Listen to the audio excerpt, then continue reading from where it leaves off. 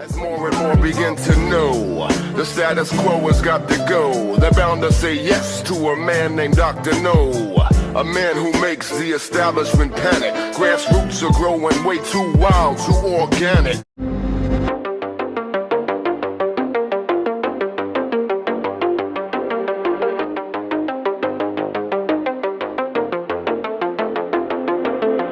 So Israeli Prime Minister Benjamin Netanyahu announced on Sunday that Israel would allow a basic amount of food to enter Gaza after a more than 70-day total blockade on the Palestinian territory.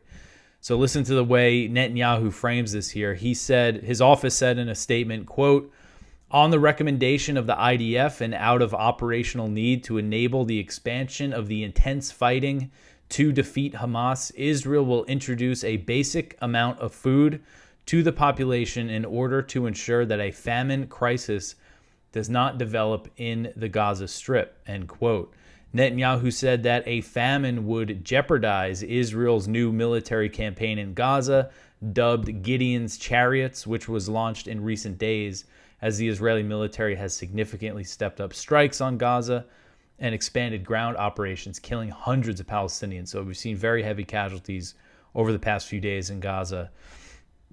So Netanyahu's statement added that Israel will, quote, "work to deny Hamas's ability to take control of the distribution of humanitarian aid to ensure that the aid does not reach Hamas terrorists," end quote. According to the Israeli news site Ynet, Israel told his security cabinet that the decision was necessary due to pressure from the U.S. In recent days, high-level U.S. officials have expressed concern about the humanitarian situation in Gaza, including Secretary of State Marco Rubio. We saw some comments from Trump. This article is from The Cradle.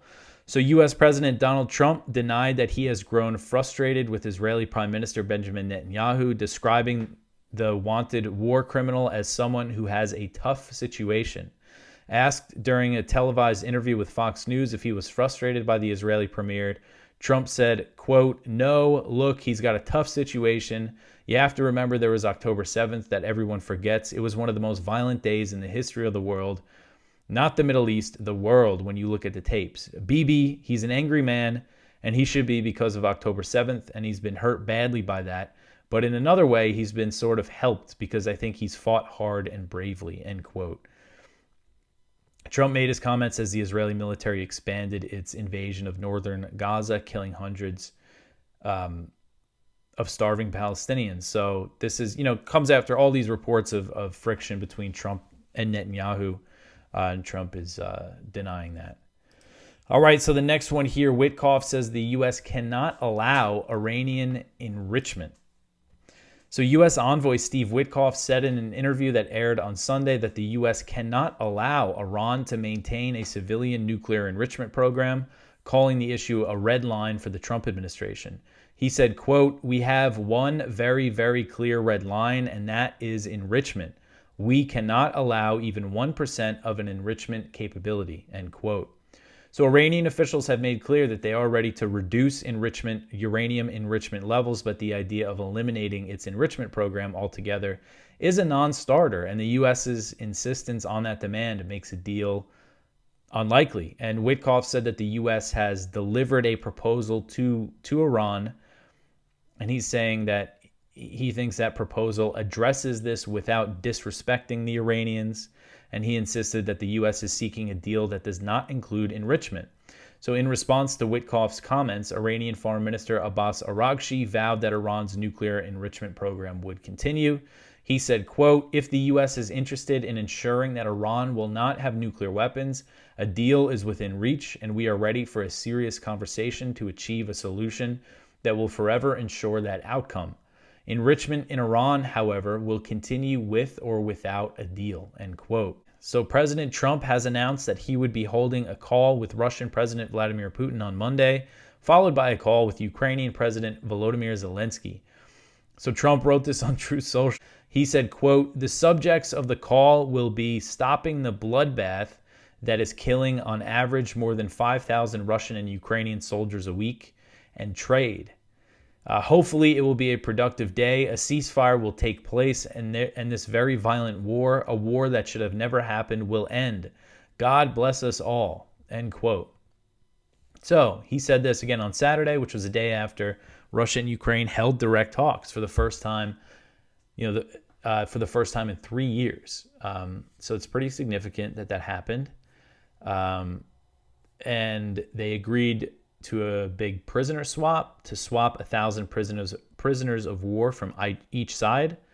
But it doesn't look like there was any progress on a ceasefire. And Russia and Ukraine remain very far apart on the conditions to end the war. You have Putin saying, they got to recognize these oblasts that we annex as Russian, which would mean Ukraine withdrawing from some of the areas that it still controls in those 4 territories. And Zelensky saying, we're not going to cede any territory, not even Crimea, not going to happen. And he said that before these talks started. So again, both sides are very far apart. I think if Trump really wants to end this thing, he's going to have to put the pressure on Zelensky, threaten to cut the military aid or actually cut it. But we'll see if this phone call goes anywhere. This article is from the Kiev Independent. So Alexander Shershin, the battalion commander of the 47th Separate Mechanized Brigade, has submitted his resignation, sharply criticizing Ukraine's military leadership for what he described as senseless orders and unnecessary casualties.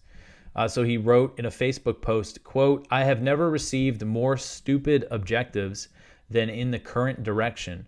Someday I will tell you the details, but the stupid loss of people trembling in front of a stupid general leads to nothing but failures. I hope your children will also serve in the infantry and carry out your orders," end quote. So pretty harsh words there. Ukraine's general staff was tagged in the post, but they have not commented on the matter.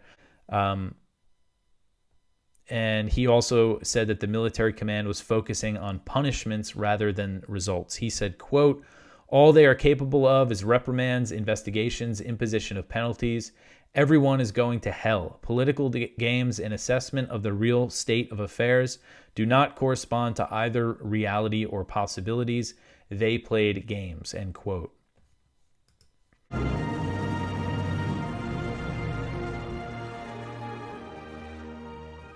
The chief Russian negotiator in Istanbul quoted Bismarck, of all people, saying, "The Russians always claim what is theirs. They are not going to give up something that has been historically Russia."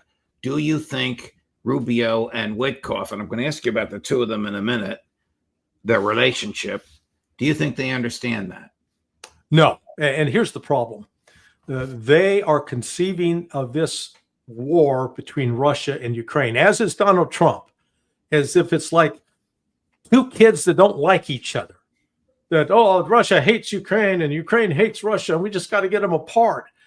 That's not the root cause of this. The root cause of this is NATO, the United States pushing NATO to the east.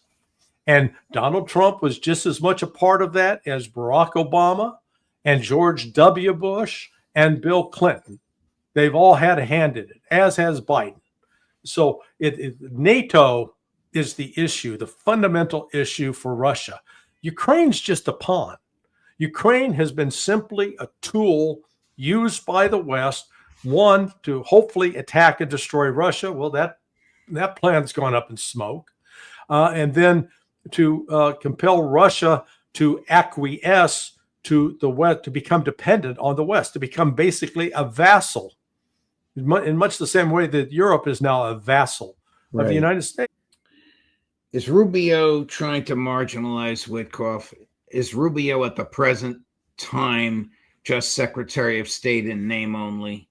Yeah, boy, Witkoff is, he's got a leash around his neck and he's been pulled up short.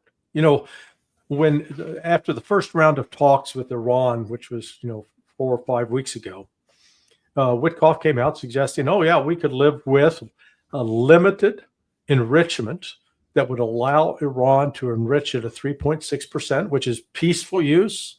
It's done around the world. Every country that's got a nuclear reactor is enriching at that level. Right. And so Iran would say, we'll agree to that. That's basically what's on the table. Now Witkoff is back. Not 1 inch, not 1%, nothing.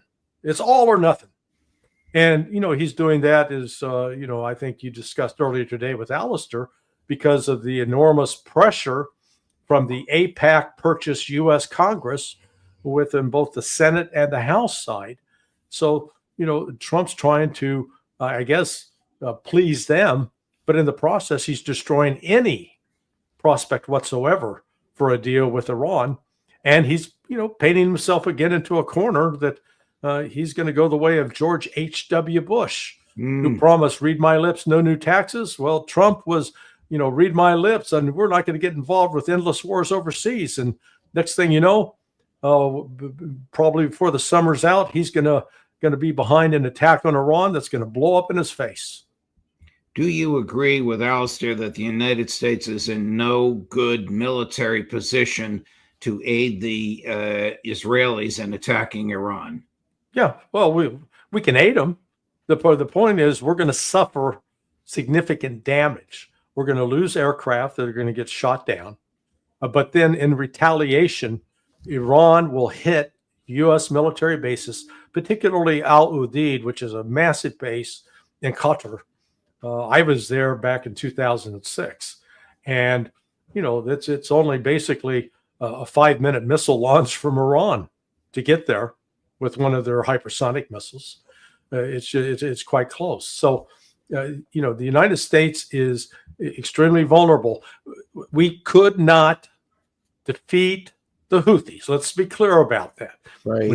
When Trump came in, they said the same nonsense that they're saying about Russia. That the Biden administration was too soft. With Russia, they're too soft. They didn't really put sanctions on that would hurt and force the price of oil to go up.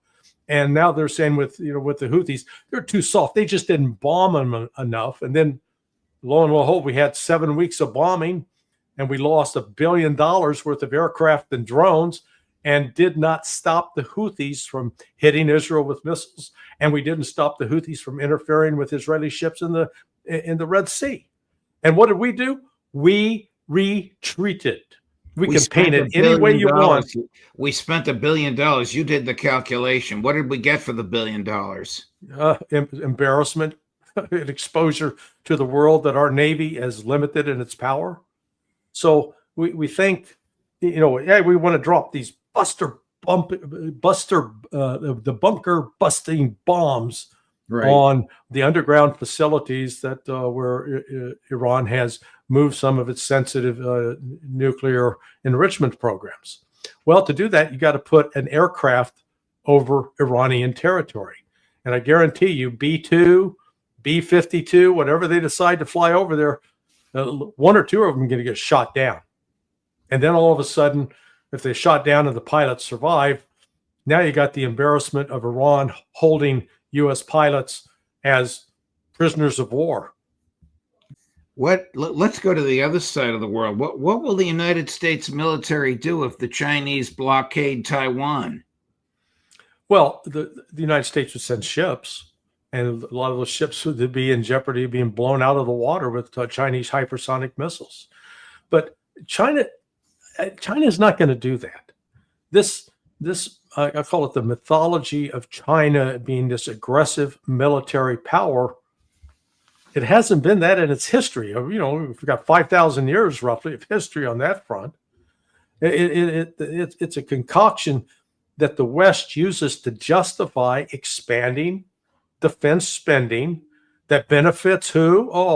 Boeing, Lockheed Martin, General Dynamics, etc. Crew. Yeah, this is a scam. China believes that Taiwan is part of China. And the United States agreed with that back in 1972, and that remained our position. It's still sort of our position on the books, except now we're saying, no, we didn't mean that either. What keeps coming up time and time again, whether we're dealing with China or Russia, is the United States can't honor and abide by any single agreement.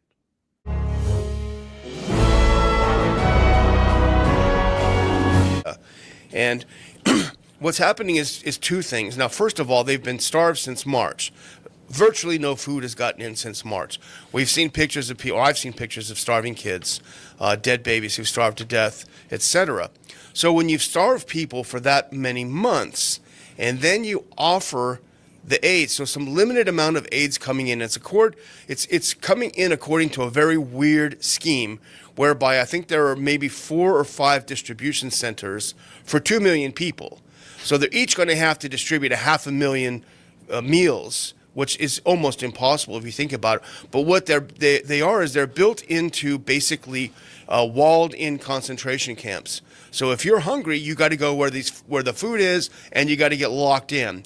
It's almost using this food as bait to get these people to leave the rest of Gaza and come in and finally get some food, and then they will have been ethically cleansed. So in what looks like it might be a humanitarian concession, in fact is the opposite. It's a way of doing the final cleansing of the Gaza Strip of Palestinians. And it does seem like there's no realistic allies to the Palestinians in the region. Sounds like the vocal people are on college campuses getting their civil rights abused because they're not supposed to even talk about it and say that there's something unfair about what's going on. Of course, our position is not deciding to pick sides as much as pick our side and say just stay out of it, because when you look at it, if we said, well, why don't we accept the principle that we don't give weapons and we don't send equipment and all and support this type of operation.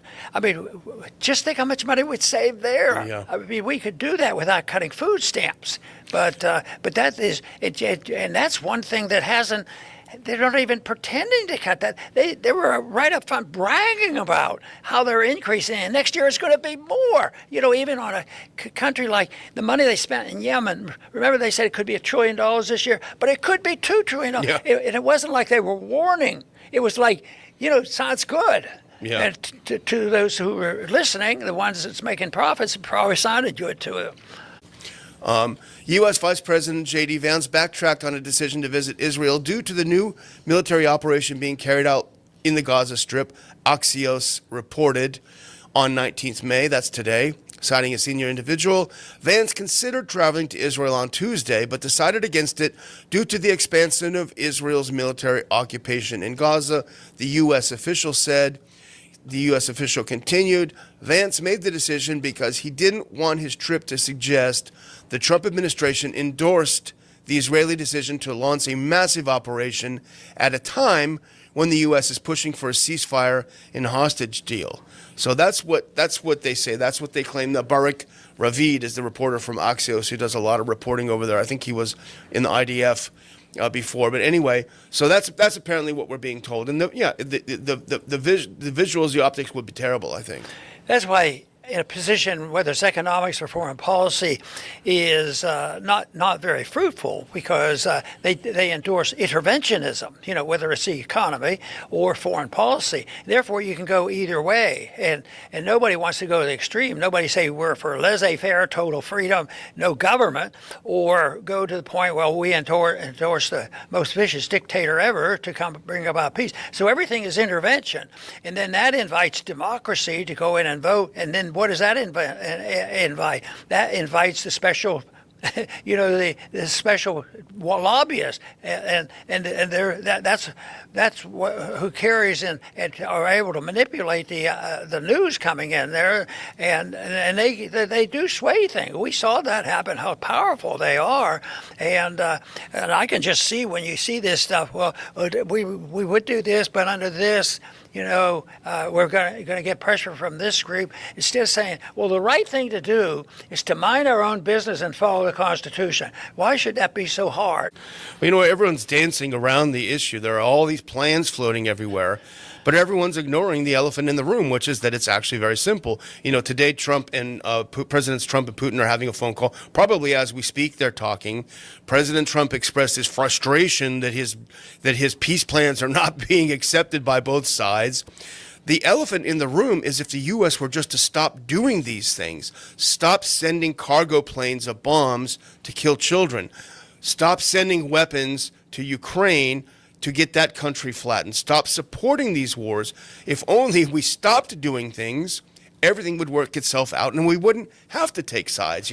It's so simple. I guess it's too simple for the people who make money off of it. I think this is a good demonstration of the bankruptcy, both moral bankruptcy and economic bankruptcy, because in a moral sense, you ought to obey our rules of law and non-intervention, and that is a great deal of benefit. But what about the financial bankruptcy? See, there's a limit to it now. That's how great empires always end, by bankruptcy. They can't afford it, and we've talked a lot now about the plans of people who desire to overcome the dollar. The dollar can't remain king, and it's been over decades now, just getting weaker and weaker. And these last weeks, it's well in the news again about the weakening dollar, because if the dollar is weakened to the point where it can't rule, we'll lose our friends, and we'll lose our ability to boss people around, and we'll lose our ability to send everybody all the weapons they want forever. In a way, some people are making up. How can we keep sending more weapons to Ukraine if we're using up our own weapons? And the British have done that too. Yeah. And in a way, that type of bankruptcy should be an eye opener. And I too want to emphasize our respect for our viewers tuning in, because the only way we can get our message out is with the help of all the viewers and supporters of the freedom movement and the ideas of liberty, the sound money principles, and non-interventionist foreign policy.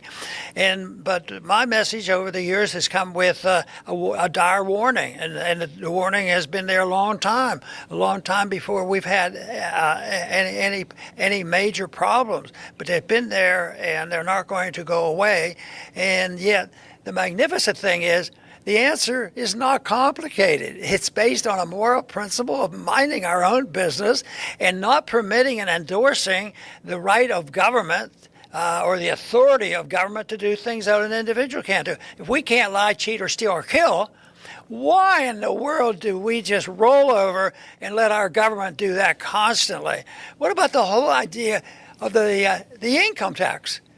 It's illegally collected. It's authoritarianism. Everybody would cringe if they get a letter from the IRS, and yet people continue to do it and finance it. They get by as long as they think they're getting a piece of the pie. But guess what? The pie is getting smaller, and the end will come, and people will have to take a position on what is right and what is wrong. We happen to take the position that liberty is the right way to go.